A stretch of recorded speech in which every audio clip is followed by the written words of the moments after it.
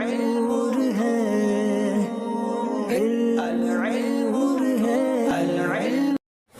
السلام علیکم ورحمۃ اللہ وبرکاتہ نحمدہ ونصلی علی رسولہ الکریم۔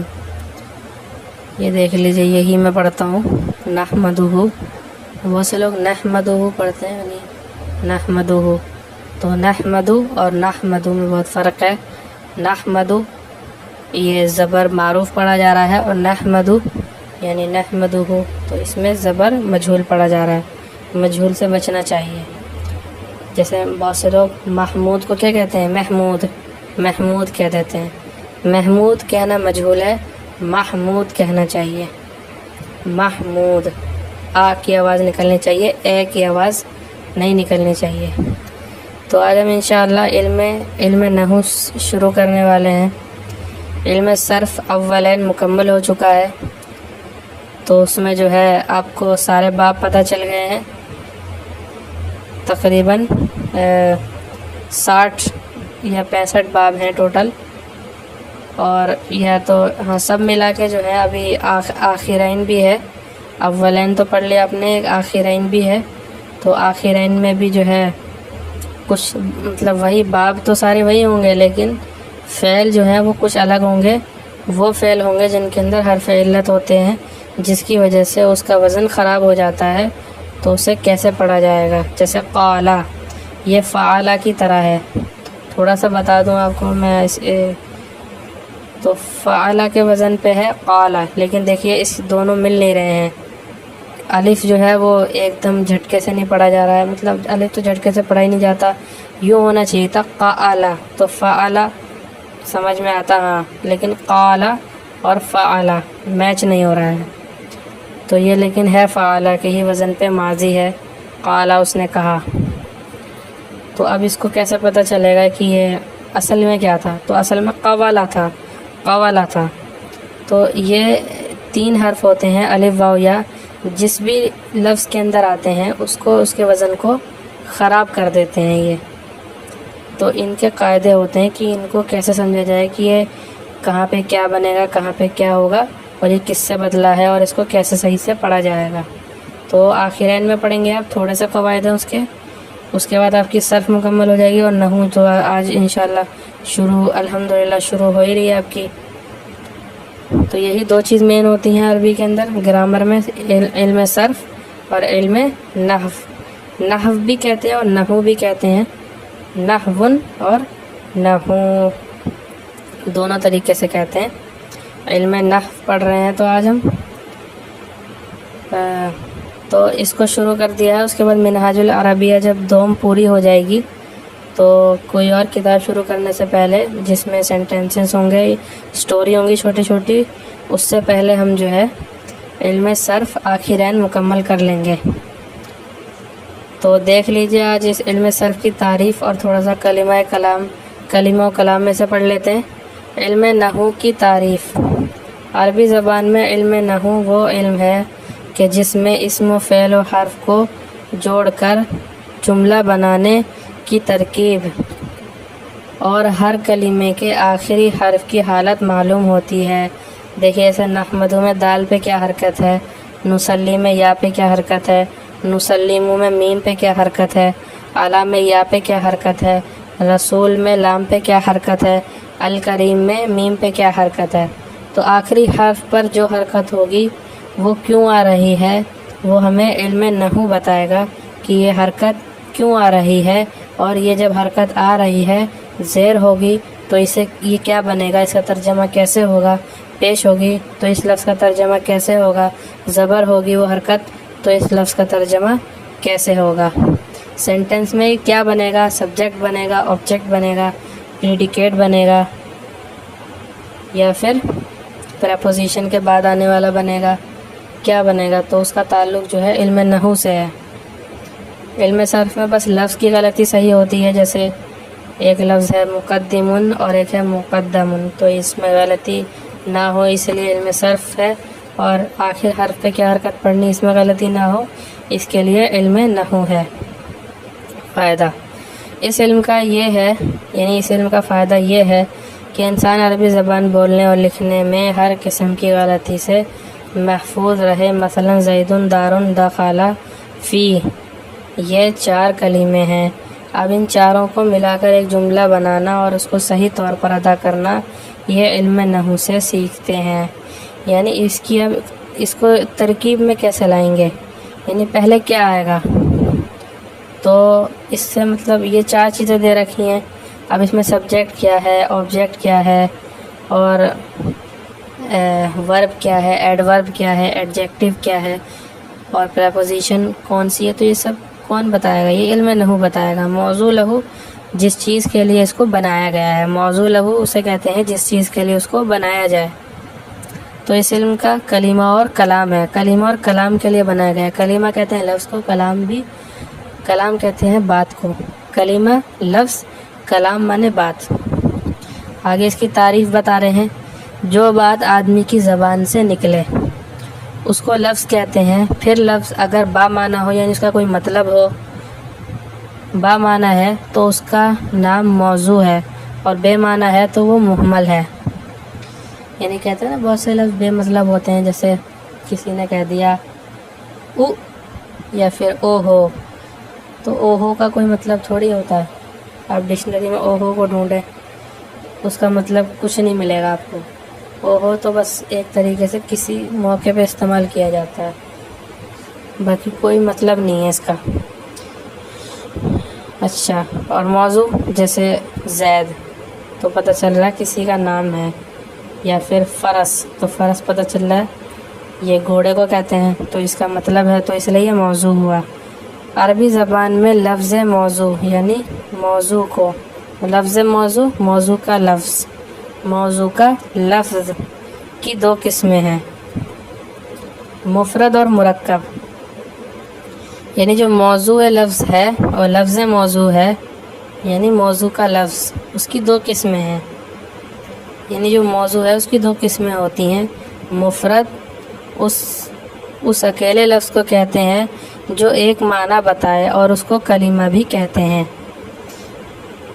یعنی موضوع کے اندر مفرد آ گیا اور مرکب، تو ابھی مفرد کی تعریف کر رہے ہیں۔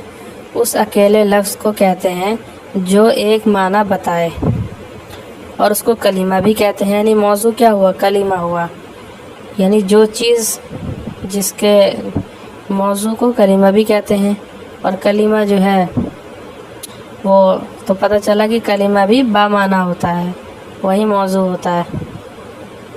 اچھا، کلمے کی 3 قسمیں ہیں، اسم، فعل اور حرف۔ اسم، فعل اور حرف۔ اسم وہ کلمہ ہے جس کے معنی بغیر دوسرے کلمے کے ملائے معلوم ہو جائیں، اور اس میں تینوں زمانوں ماضی، حال، مستقبل میں سے کوئی زمانہ نہ پایا جائے۔ جیسے رجلن، آدمی، اب ہمیں پتہ نہیں چل رہا ہے رجلن جو ہے کس زمانے کا ہے، بس رجلن کہہ دیا، اب اس میں کوئی زمانہ ہی نہیں ہے، نہ پتہ چل رہا ہے یہ ماضی کی بات ہے، نہ پتہ چل رہا ہے یہ ابھی کی بات ہے، نہ پتہ چل رہا ہے یہ آگے کی بات ہے، نہیں مستقبل کی۔ تو کلمے کی 3 قسمیں ہیں۔ اسم یعنی ناؤن ہونا، تو ناؤن کے اندر تو کوئی ٹینس ہوتا نہیں ہے، یہ تو آپ کو معلوم ہی ہوگا اچھے سے جو لوگ انگلش جانتے ہیں۔ تو یہ ناؤن ہے، وہ ورب نہیں ہوتا ہے، ناؤن ورب الگ ہوتا ہے، ناؤن الگ ہوتا ہے۔ تو اس کی تعریف بتا رہے ہیں، اسم کی وہ کلمہ ہے جس کے معنی دوسرے کلمے میں ملائے بغیر معلوم ہو جائیں، یعنی کسی اور لفظ کا محتاج نہ ہو۔ جیسے پریپوزیشن اس کے پہلے نہ لانی پڑتی ہو، خود معنی دے دیتا ہو، تو اس کو کیا کہیں گے کہ یہ کیا ہے، یہ بغیر کسی کلمے کے ملائے معلوم ہو جائے، اور اس میں تینوں زمانوں میں سے کوئی زمانہ بھی نہ ہو، تو اسے کہتے ہیں اسم یعنی ناؤن۔ رجل، علم اور مفتاح، تینوں کے معنی بغیر کسی میں ملائے ہمیں سمجھ میں آ رہا ہے۔ رجل مانے آدمی، علم مانے جاننا، علم مانے علم، اور مفتاح مانے چابی۔ اسم کی 3 قسمیں ہیں، جامد، مصدر اور مشتق۔ تو اب جامد کی آگے تعریف بتاتے ہیں۔ جامد وہ اسم ہے جو نہ خود کسی لفظ سے بنا ہو اور نہ اس سے اور کوئی لفظ بنتا ہو، جیسے رجل، فرس وغیرہ۔ رجل جو ہے یہ جامد ہے، یعنی نہ ہی اس سے کوئی ورب بنے گا اور نہ ہی کسی پیچھے لفظ سے نکل کر آیا ہے۔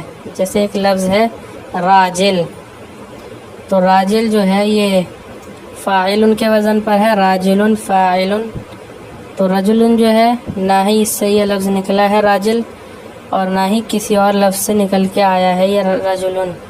یہ رجل جو ہے یعنی ایسا لفظ جو نہ ورب بنتا ہو اور نہ ہی وربل ناؤن ہو، یعنی اس کے اندر نہ ہی ورب کے معنی ہو اور نہ ہی ورب بن سکتا ہو، تو اسی کو جامد کہتے ہیں، یعنی جو خود کسی سے نہ بنا ہو اور نہ ہی اس سے کوئی بنتا ہو۔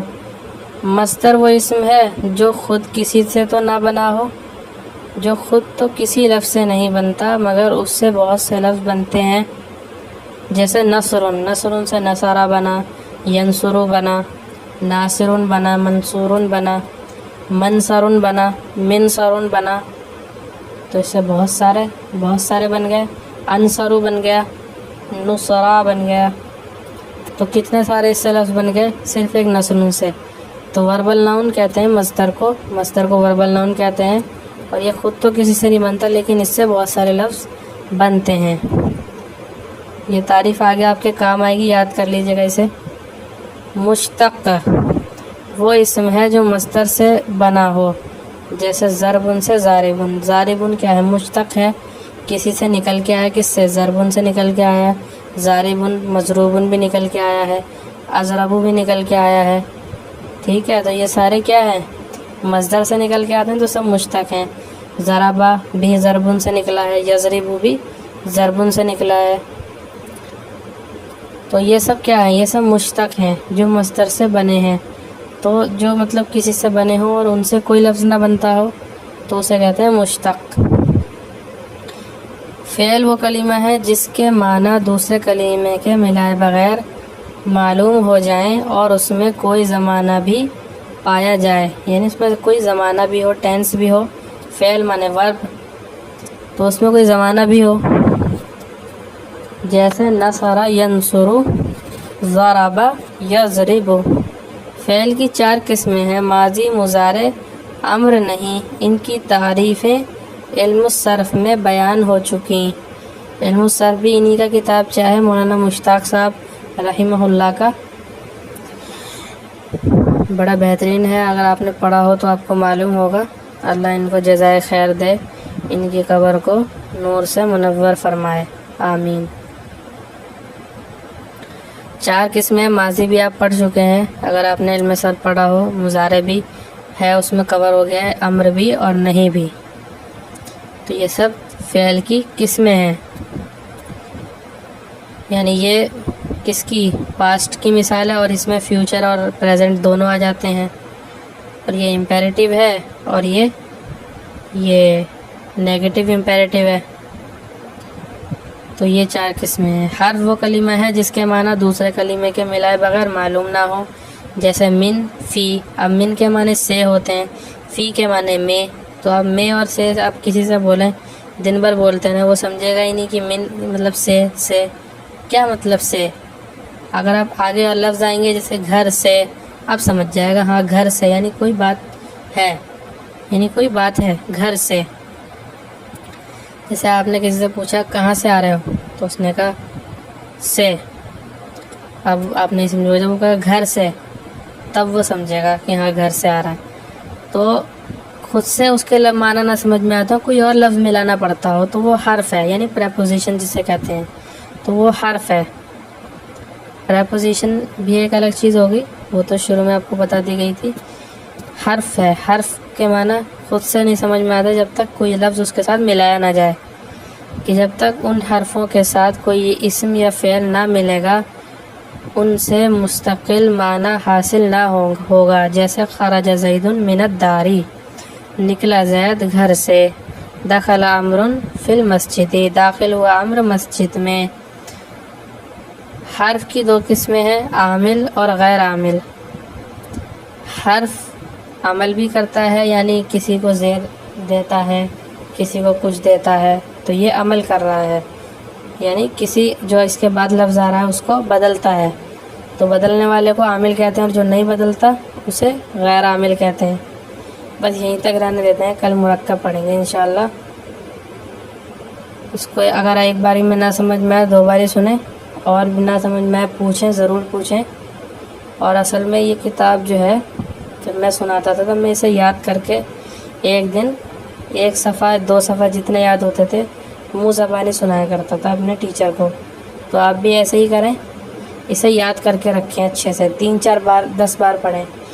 اس کا لنک میں آپ کو پہلے جب یہ ویڈیو اپلوڈ کروں گا اس کے ڈسکرپشن میں ڈال دوں گا، وہاں سے آپ اسے خود پڑھا کیجئے، مطلب آپ اسے پڑھنا، ضرور پڑھنا اور اس سے یاد کرنا کلمہ و کلام کی بحث کو۔